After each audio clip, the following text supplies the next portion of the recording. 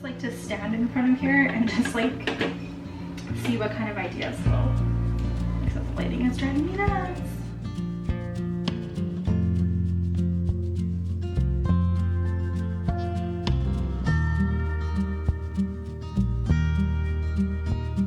Okay, so I have yet to vlog while the kids are home in this house, so I'm not entirely sure how loud it's gonna be, anything like that, but if you hear them, that's what's going on. I have a set of nails that I would like to do today, and it's actually a Harry Potter set of nails, except it's like more like a whimsical nail art palette. So I thought it'd be kind of fun to show you guys like my process when people order something like that.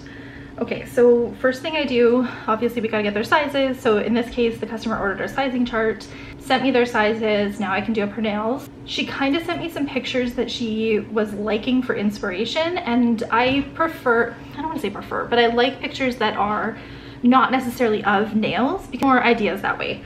So then I also sent her a link to a Pinterest board for her. So we're doing like whimsical, almost like pastel Harry Potter nails in this set. I'm leaning towards like grays and pinks, and then when we watercolor, we'll throw in some more of those like yellows and greens in like pastel tones. She did order crystals too, I believe. I'm gonna print out her order here. Yes, she did order a crystal add-on. I was pretty sure that she did. Okay, we are going to earn the packing slip for this. These are great. It's actually the pink that I have on my nails here is this one. It is gel polish number 15. I actually haven't checked to see if these have names or not on them, but it's super, super creamy. If you like the finish of Beamy gel polish, this one applies very similar. I would say almost a tad bit creamier, like Hard Gel Collection launch, their summer one. And this is what it looks, their 4 colors look like. I love these foily ones, and I'm really into these kind of peachy shades right now too, so that one's really pretty. And then just a nice like bright red type of shade, so that's what those ones look like. The first one, this one's called Get to Grillin'. I love the little salt and pepper shakers. It's a cute plate. I like when we have kitchen accessory plates, because when you need them, it's nice to have them. Okay, this one is called Summer Silhouettes. More images that are summery. And then this one here you would use to create like an ombre on your nail. Which I don't really have an example of it on here, but that's what the whole big blankness there is for. And then this is a mermaid plate number 277. I do not have enough mermaid plates, or like ocean type of plates. This one is kind of cartoony in how the images look. Yeah, because there's lots of really good outlines on here too. These plates, this one is called number 304 Sun and Waves. They have a cloud one that launched as well, which I need to get that one, because usually I'm pulling from a whole bunch of different plates just to create cloud images. So that'll be a really nice one. But this one has waves and sun on it. I really like the ocean waves here. This one is called Pretty Palms. This one is excellent for vacation nails. Again, another plate I would tend to pull a bunch of images from. I pull them from different plates. So now we just have like one set plate for them. So those are really, I lied, I actually have a sizing chart to do. I'm gonna get that done quick while I'm thinking about it. I also need to go to Michael's and get more of these.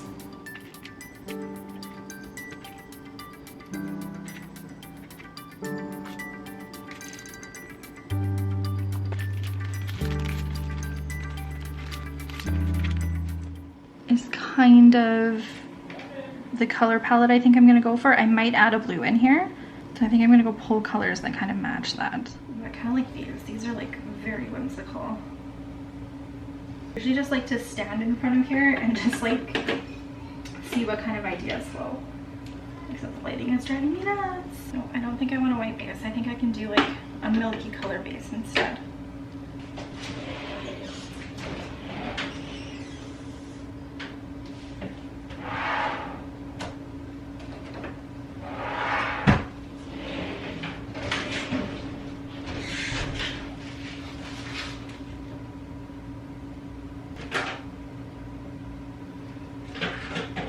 My scrapbook paper in these little Calyx inserts.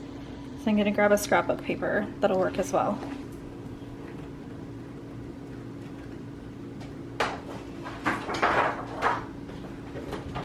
Little princess. Oh, little princess in her bed.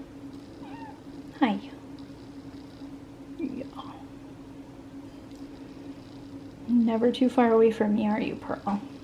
Let's get her all sized. She ordered medium coffin. This is the Opry tips. And like I said, she did have a sizing chart, so we know that these fit her the best. Same size for both hands, which sometimes happens, sometimes doesn't. The application tab things that you can get to put press-ons on, I use those on these stands because they work way better in my opinion than sticky tack, and they look way better than like a blue glob. And because I film a lot of content with whatever I'm doing on press-ons, I want them to look pretty decent in videos.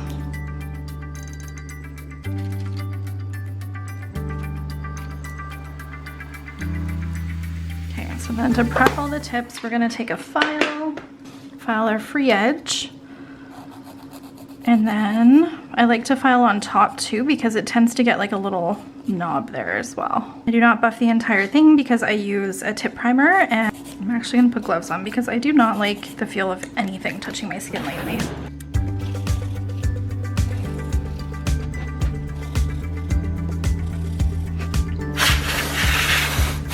They are not, you don't have to cure them, but they just create like an etching in the nail. Like it makes it super, super sticky. So your gel polish will stick to the nail. The color palette that I picked. Okay, so this is here. This is called Kindness. It's number 215. It's a milky pink, and then it's got flecks of kind of like a yellowy gold in it, a rose pink, and then blue, which I really, really like that. However, I do want like a chartreuse green in it. So my favorite color to pair with the flecks in this one is this one from Ugly Duckling, number 46.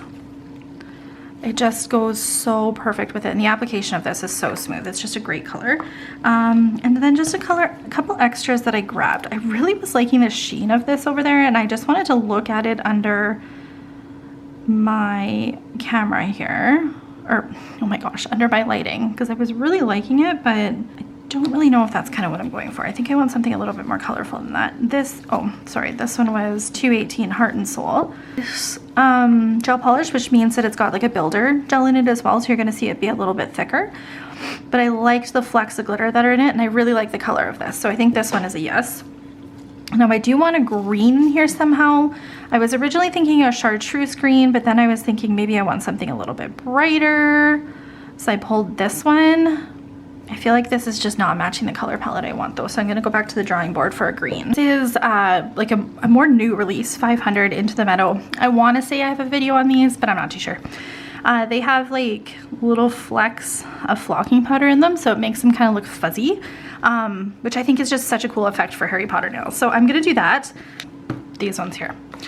So when it comes to how I apply these, there's usually not any rhyme or reason. I tend to just go like with what I'm feeling as I design them. So I'm actually going to turn on a show and just design these and voice over the rest of this video. When it comes to what nails I put what colors on, it truly just depends on every single set. Because I'm using that really fun pink kind of fetty looking color as my inspiration for my color palette, it's going to go on the majority of nails. Now this shade from Ugly Duckling I'm actually using for her Talia's Choice complimentary set, and this is one that I use to pair with her nail design because I do like the nail designs pretty out there. There's a lot to them. I like to pair it with another more toned down set, but I do want to add something fun to it. So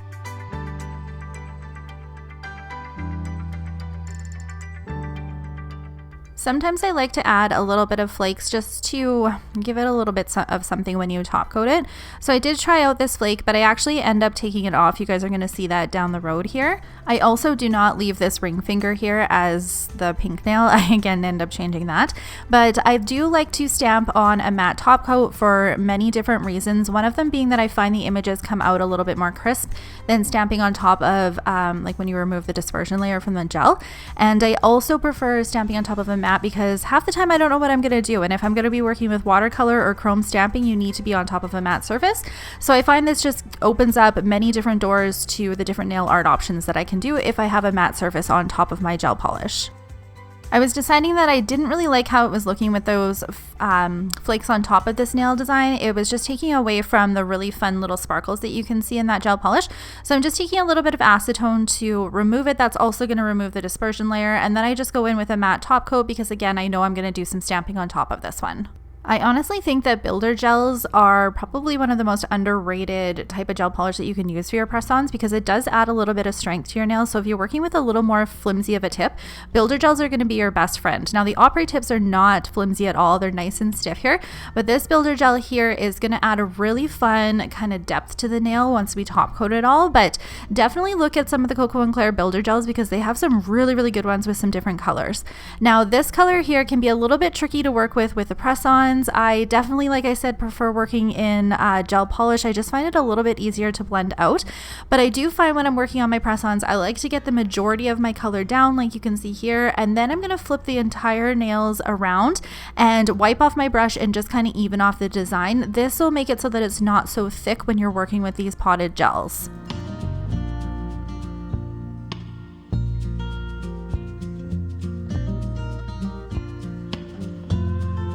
Now I tend to work in similar steps for any of the nails that I'm doing. So even if I had like 5 sets that I was doing for one client, I would do all of the gel polish layer first and then all of the stamping and that sort of thing, which is why I'm doing like her complimentary set right now as well. And I am going to top coat it with a matte top coat. This one is from Coco & Claire and it's got some really fun little pink glitters in it. And I knew I'm going to do some stamping on top of this one as well. If you were used to, say, clear jelly stamper stamping plates, these are of quite a different quality. So they can take a little bit of practice, I find. They are also like really sharp on the edges here, so be careful of that. But I do find like they are etched quite a bit deeper than, say, clear jelly stampers, so like pooling your polishes is a little bit different, but we'll see what we can do with them. This here, I'm really, really liking. And I can watercolor in all of these images on here too. And so I think this will be a really good one for thumbs because it is a big palette. And then I will probably do some crystals on this one too. So thumbs are taken care of. Some of the builder gels that I have been working with, like this one that has some chunkier glitters in it, after you cure it, there might be a little bit of different edges on there. So I'm just going to file those down, but I'm also going to take a buffer and make sure that the top of it is smooth too. I don't have to do this with all of my different colors, not even all of the builder gels, but just some of them, like this one that I had shared with you here. I like to work with a gray stamping polish for some of my designs if I don't want something as harsh as, say, black. So because this nail design has a lot of pastels with it, I am going to work with this really nice gray one. I actually was a little nervous that it was going to be too light, but then once I stamped it down, I was thinking, once I get some watercolor in here, this is going to look really cool. I decided to take some of this really nice golden pink type of stamping polish, and I'm going to use this as a background for some of the different nails here. So I'm going to scrape it and then I'm going to put it down on top of, I believe I did the blue nail here, and then we'll do some other stamping on top of this. But look at how pretty that sheen is. I really liked how that came together. I am going to matte top coat over top of that because, again, I'm going to do some stamping on top of it, and I believe watercolor, and I want to be working on a matte surface for that. So that does create a little bit more like thickness to the nails, but the nice thing about the Coco & Claire matte is it is pretty thin, so I find it okay to do some different layering. This is the image that I chose for the Talia's Choice set. Oh, I just love how this came together, and once you top coat this, all that pink just kind of popped through. I thought this turned out really cool, but again, I'm working in steps, so I'm doing all of my stamping right now, even though it's not just for the Harry Potter set. I just wanted to get it all done in one step here. Normally I would top coat all of the nails at the very end, so again, it's all at the same step, but I was so excited to see how this was going to turn out with the pink popping through. So I just wanted to get it done and out of the way right now, but how cool do these nails look? I was a little bit worried that it was going to cover up way too much of the pink, which, I mean, it kind of does, but the image that I chose for it, I think just kind of works with it. And then when you see the Harry Potter set all done and completed, it'll make a little bit more sense too. Okay, back to the stamping of the Harry Potter set. So I'm going to use this HP here, and I'm stamping it down with a light pink. Then I'm going to take a Fusion paints. Now the Fusion paints, they are UV curable, so you need to be curing them for 2 minutes, and they also cure to attack-free finish. So they work perfect for like if you're going to do any sort of sugaring. So that's exactly what I'm showing you guys here. I am just taking, again, another Fusion brush. This is probably my favorite one if I need to do any sort of like fine detail work, but I am just outlining that stamping here. Now I have tried this technique with using like the clear sticky polish, and it just all falls off. So you want to make sure that you have something like this gel here to adhere everything to. So outline your whole entire image and then get your glitter. I actually decided to pick one of these ones from Glitter Mix Canada. They have a bunch of reflective fine loose glitters, and they work amazing for this technique because they're so sparkly. I'm just going to sprinkle some on here, tap some off, and then I'm going to cure it. Again, make sure you're curing for that full 2 minutes. You want to make sure you get a good cure of that gel polish. Once it's cured, take a stiff brush and just wipe it off, and you're going to have your image left behind. This does stay pretty good from what my press-on clients have given me as feedback, and again, it is so sparkly. But you want to make sure you have your top coat done first, because it's going to be really hard to go in over top of that nail design with a top coat. So if you wanted your background to be shiny, then make sure you've done your shiny top coat first. So I'm just picking some different images for the other designs here. She told me some that she wanted too, and I decided to add some little cloud detailing to this owl here. See, I told you guys the cloud stamping plate is going to be a must-have, and I used a white sticky polish so that I could use a white chrome on top of it, again just to give it a really fun whimsical look to it. I am actually showing you guys a variety of different stamping techniques in this video. We have some chrome stamping, we're going to do some watercolor, we also did like the painting over top of the stamping images too. Now, if you're needing some help with stamping, or if you're wanting a little bit more tips on how to do some of this more advanced stamping, I definitely encourage you to sign up to my email list, posted in the description box below, because I am going to have some fun things coming up for you guys soon, and you don't want to miss out on it. So I encourage you to sign up to that email list, and I can't wait to show you guys what I have planned.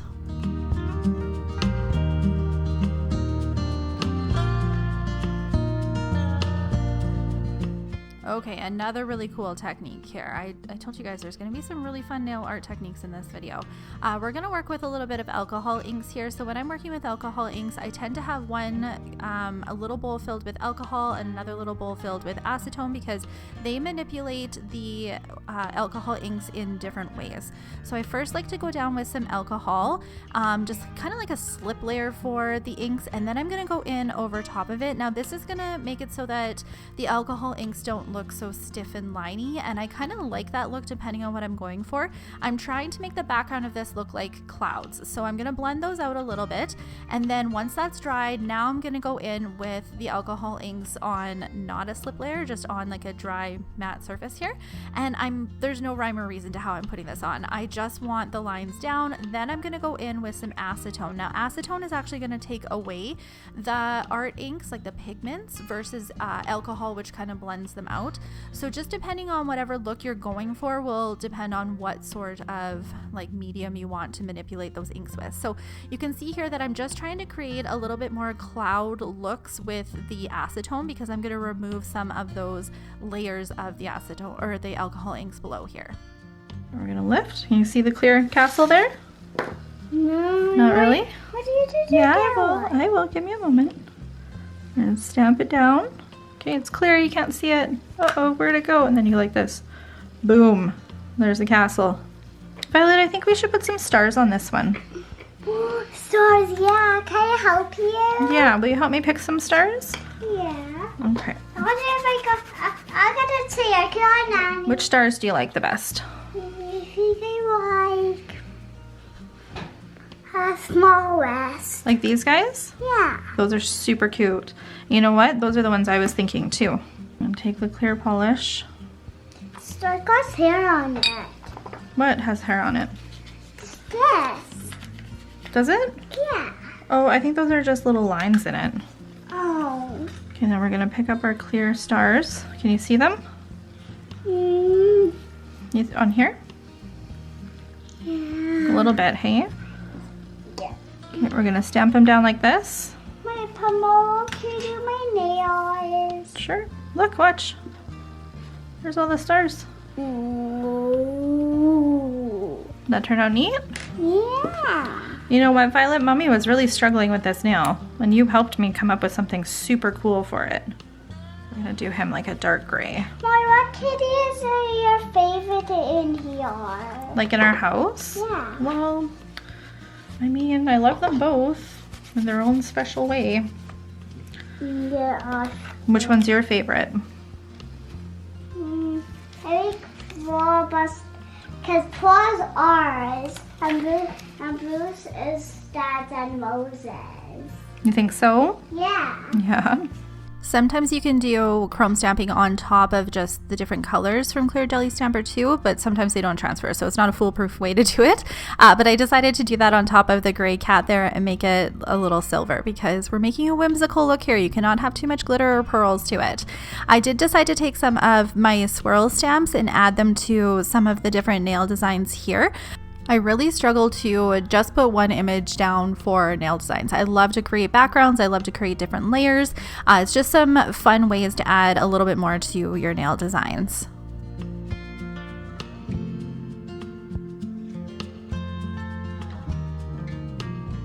Using some of the different shades for the color palette that I picked here, I'm just going to fill in this image here. Now, the brush that I'm working with is an actual watercolor brush, so you want something that has like a fatter belly and then it goes into more of a point.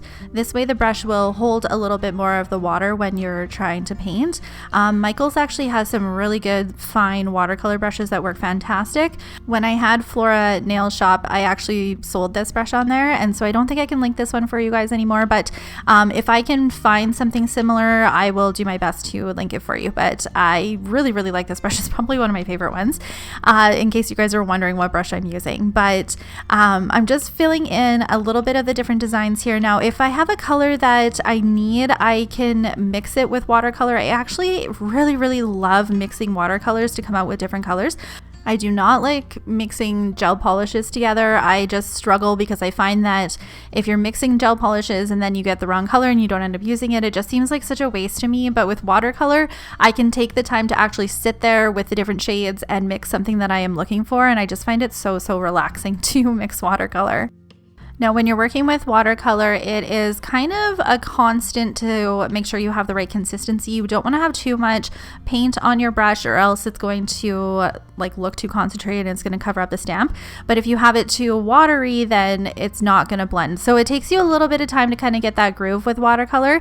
It doesn't really matter what kind of paints you use. In all honesty, you could use the cheapest watercolor paints. They're just not going to be as pigmented, but you can work to build them up, or you can get something that is pretty high quality, which is the ones that I'm using here, and they just don't take as much to add as much pigment to the design. But there is so many different watercolors out there that you can use. You do not have to buy specifically nail ones. Definitely try the ones that are in your kids collection, or get some just even from the dollar store. Just kind of play around with it, and the biggest thing is to get your water to pigment ratio down and make sure you get a feel for how the watercolor works on the nails. She did add a crystal add-on to this nail design, so I'm going to put some crystals on her nails. This is the Coco and Claire Gem Gel here.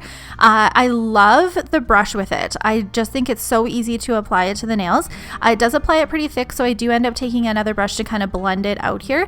My only suggestion if you're going to get this is to make sure that you are sealing your crystals really well, because I have had problems with it coming off with this gem gel, but not if you're making sure that they're surrounded really nicely too. I apologize. I'm pretty sure my camera died there and I wasn't able to show you guys the rest of the crystal application, but I did film top coating here, so we're going to get everything all top coated, and the design is going to come together a little bit better and make a little bit more sense here as to why we did all of these different techniques. This was such a fun Harry Potter set to do. I had so much fun with all of the different elements that I added to the design. Again, if you are interested in anything to do with nail stamping, definitely sign up to my email list. I can't wait to show you guys what I have planned coming up in the future here, but I'm just going to get everything put on the little card here, and then these nails are on their way to this customer. Now, this video was filmed in July, so she has had plenty of time to enjoy them, and thank you guys so much for taking the time to watch this video. Make sure you're following me on all my social media, and I will see you in my next one. Bye!